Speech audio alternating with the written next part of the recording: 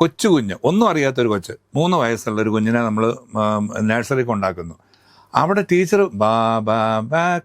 Have you any wool എന്ന് പറയുമ്പം ഈ കുട്ടിക്ക് ഒന്നും സംഗീതം അറിഞ്ഞിട്ടല്ലല്ലോ അത് പാടുന്നത്. അല്ലെങ്കിൽ ഒരു 10 കുട്ടികൾ ഒന്നിച്ചിരിക്കുന്നു. അപ്പം ആ കുട്ടികളെല്ലാം കൂടെ വീണ്ടും അത് തന്നെ പാടുന്നു.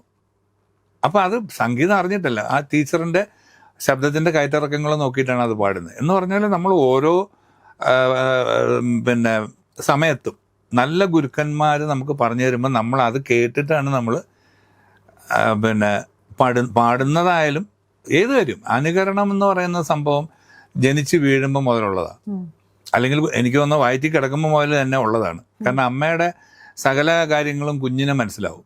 എന്ന് പറഞ്ഞാൽ അത് പുറത്തേക്ക് വന്നു കഴിയുമ്പോഴത്തേക്കും പ്രകൃതിയെ അനുകരിക്കാൻ പഠിക്കുന്നു.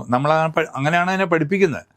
ഇപ്പോൾ മനസ്സിലാക്കാൻ തുടങ്ങുന്ന പ്രായമാകുമ്പോഴത്തേക്കും നമ്മൾ കുഞ്ഞിനെ എടുത്ത് വെച്ചിട്ട് ലൈറ്റ് ഓണോ ഓഫ് ആക്കി കാണിച്ചു കൊടുക്കും. എന്നിട്ട് മോനെ ലൈറ്റ് എവിടെ, അല്ലെങ്കിൽ മോളെ ലൈറ്റ് എവിടെ എന്ന് ചോദിക്കുമ്പോൾ അതിന് മനസ്സിലാവും അതാണ് ലൈറ്റ്. ലൈറ്റ് എന്ന് പറയുന്ന ആ ഒരു ശബ്ദം അതാണ് ലൈറ്റ്. അതേപോലെ ഇപ്പം ഒരു കാക്കയെ കാണിച്ചിട്ട് നമ്മൾ മോനെ കാക്ക എവിടെ എന്ന് കാണിച്ചു കൊടുക്കുമ്പോഴാണ് അതിന് മനസ്സിലാകുന്നത്. എന്ന് പറഞ്ഞ പോലെയാണ് ഓരോ കാര്യവും.